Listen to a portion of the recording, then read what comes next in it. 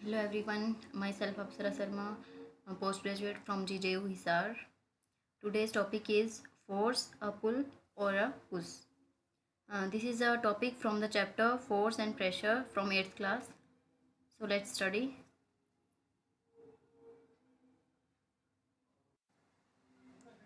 So in today's video we are going to cover the topics introduction, force, a push or a pull.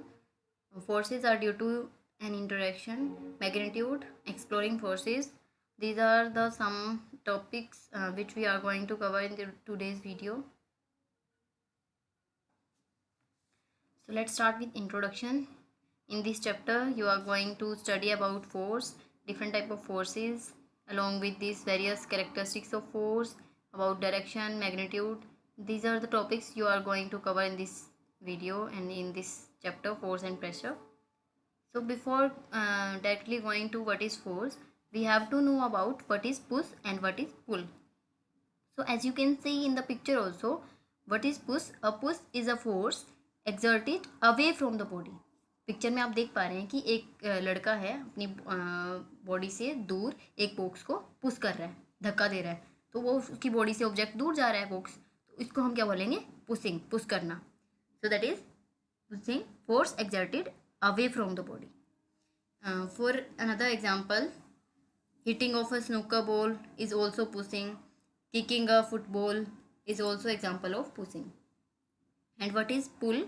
A pull is a force exerted towards your body. जैसे picture में आप देख रहे हैं पुल लिखा हुआ है एक बॉक्स पे, उस बॉक्स को एक पर्सन पुल कर रहा है अपनी तरफ, अपनी बॉडी की तरफ, towards his body. Is pulling the box towards his body, अपनी बॉडी की तरफ उसको खींच रहा है, तो इसको हम बोलेंगे पुल करना. और दूसरा कोई एग्जांपल देखें तो जैसे कि कुएं से पानी खींचना, पानी की बकेट को खींचना भी पुलिंग होता है. And then another example is playing tug of war. जैसे आपने बचपन में खेला भी होगा टग ऑफ वॉर, रस्साकसी वाला गेम, जिसमें क्या करते हैं कि दो टीम्स होती हैं और अपनी तरफ बॉडी उसको ऑब्जेक्ट यानी कि रस्सी को खींचती हैं, पुल करती हैं ताकि वो जीत जाए, उनकी तरफ फोर्स लगे और रस्सी पूरा उनकी तरफ आ जाए. So that is also pulling. So you can see the picture and clearly understand what is pushing and what is pulling. So together a push or a pull of an object is known as force.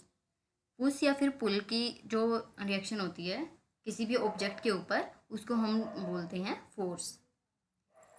Interaction between two objects arises force.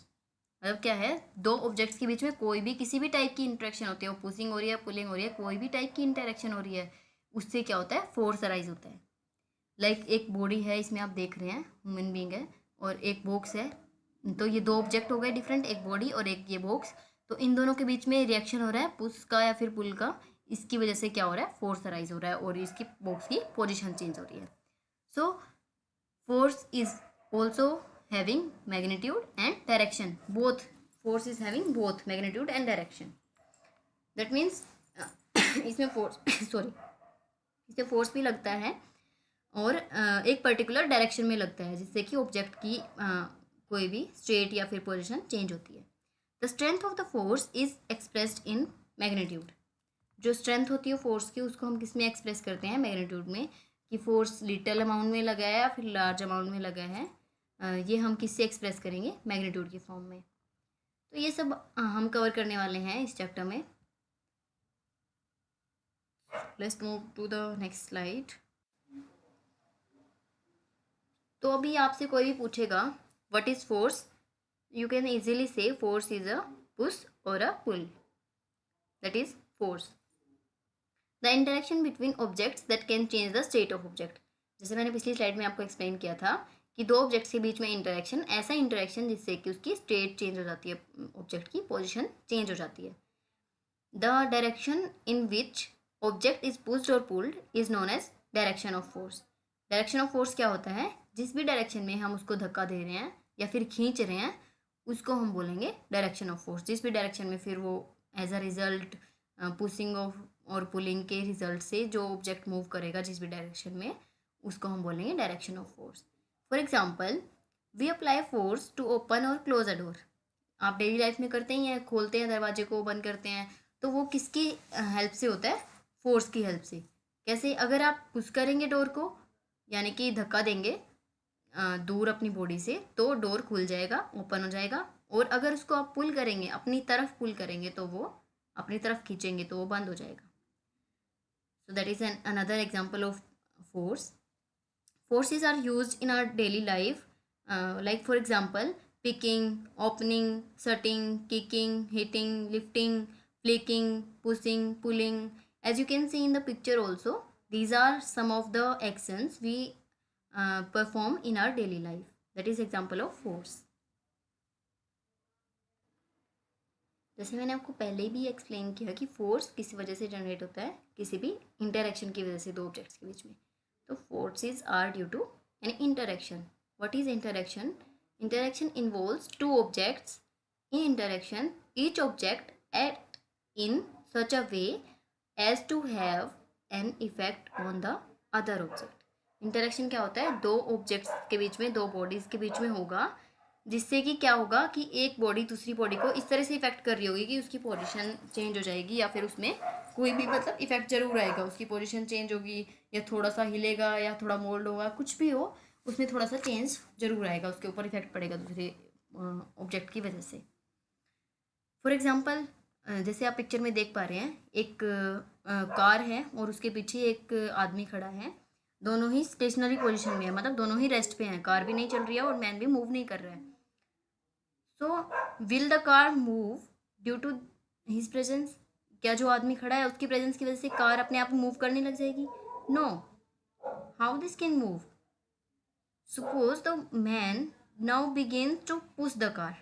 अब ये move कैसे करेगी? अगर आप suppose करिए कि जैसे picture में भी देख सकते हैं, इमेजिन कर सकते हैं आप कि एक आदमी है, वो कार को पुश करना स्टार्ट कर देता है.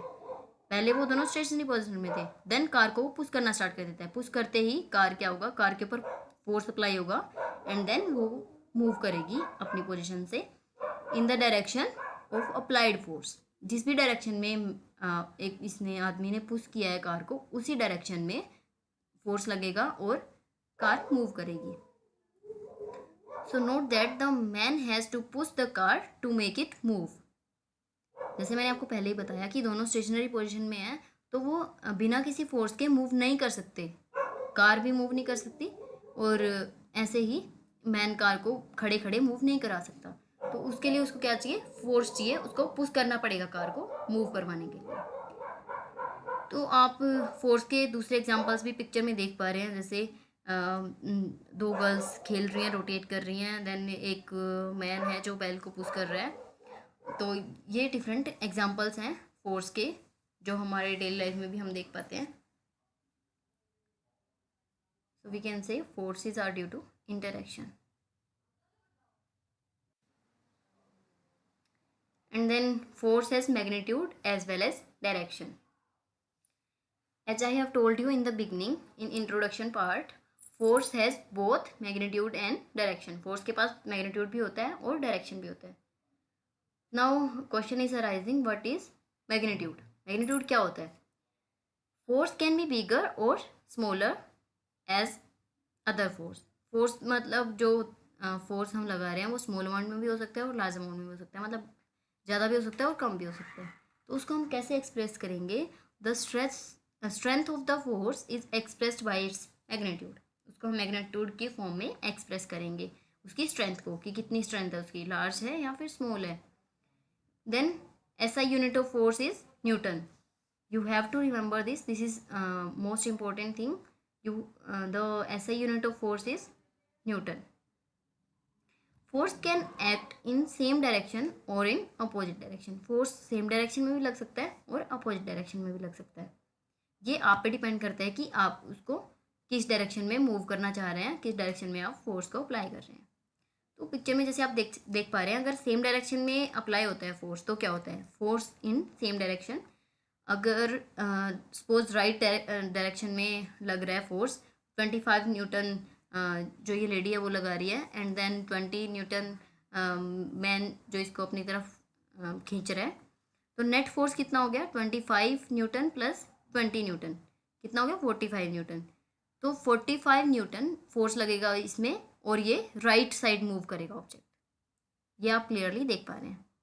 और अगर अपोजिट डायरेक्शन में फोर्स लगता है तो क्या होता है, जैसे पिक्चर में दिख रहा है 10 न्यूटन लग रहा है लेफ्ट में एंड देन 12 न्यूटन लग रहा है राइट में, तो नेट फोर्स कितना होगा 2 न्यूटन। और कहाँ होगा, राइट डायरेक्शन में। क्यों, जिस साइड में फोर्स ज़्यादा होगा ऑब्वियसली कोई भी ऑब्जेक्ट उसी डायरेक्शन में मूव करेगा, तो that is net force. Let's move to the next slide. Exploring forces, इसमें हम क्या पढ़ेंगे, डिफरेंट टाइप के फोर्सेस के बारे में थोड़ा सा ब्रीफली देखेंगे हम कि कितने टाइप के डिफरेंट फोर्सेस होते हैं। जैसे आप पिक्चर में देख पा रहे हैं, friction force, gravity, magnetic force, and then applied force, buoyant force, tension force, drag force, spring force. These are some types of forces which we are going to study in detail in next part of the video. Okay, so for now what is net force? जैसे कि पिछले example में हम बार बार बोल रहे थे net force कि इतना नेट फोर्स इस डायरेक्शन में लगेगा। तो what is net force? Net force is the resultant of all forces acting on a body. क्या होता है ये? रिजल्टेंट होता है सारे फोर्सेस का जो कि बॉडी के ऊपर लग रहे हैं। मतलब जो भी अपोजिट में लग रहा है या सेम में लग रहा है, उनका रिजल्टेंट जो फोर्स होगा सारे फोर्सेस का, उसको हम बोलेंगे नेट फोर्स। जैसे पिछले एग्जांपल में ही देखा था हमने कि अगर हम सेम डायरेक्शन में फोर्स लगा रहे हैं 20 न्यूटन और 20 न्यूटन ही हम लगा रहे हैं सपोज राइट डायरेक्शन में, तो वो राइट डायरेक्शन में मूव करेगा कितने फोर्स के साथ? 40 न्यूटन। तो नेट फोर्स क्या हो गया? 40 newton. And next is frictional force. What is frictional force? As you can see in the picture also, the force that opposes the relative motion between two surfaces. दो surface के बीच में relative motion को oppose करते हैं।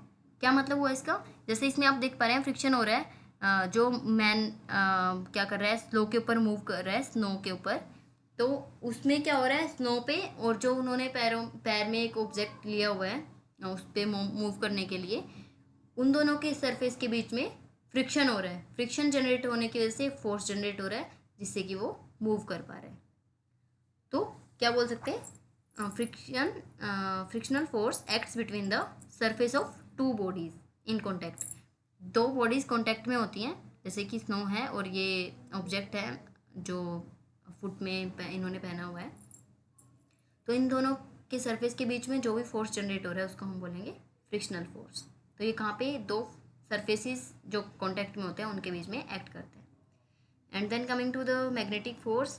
What is magnetic force? The force of attraction और repulsion between two magnetic bodies. दो magnetic bodies के बीच में अट्रैक्शन होता है, एक दूसरे के पास आते हैं या फिर रिपेल करते हैं, एक दूसरे से दूर जाते हैं। इस एक्टिविटी को हम क्या बोलते हैं? Magnetic force. Magnetic bodies like for example magnet. आप चुंबक के साथ तो बहुत बार खेलते भी होंगे। तो चुंबक में क्या होता है, काफ़ी बार वो एक दूसरे से दूर भागते हैं, दो पार्ट। काफ़ी बार वो एकदम अट्रैक्ट हो जाते हैं और टाइटली एक दूसरे के पास आ जाते हैं। तो ये किसकी वजह से होता है? मैग्नेटिक फोर्स की वजह से। So that is about different type of forces. So let's start with introduction. In this chapter you are going to study about force, different type of forces, along with these various characteristics of force, about direction, magnitude. These are the topics you are going to cover in this video and in this chapter, force and pressure. So before directly going to what is force, we have to know about, that's it. That's all about force. Thank you.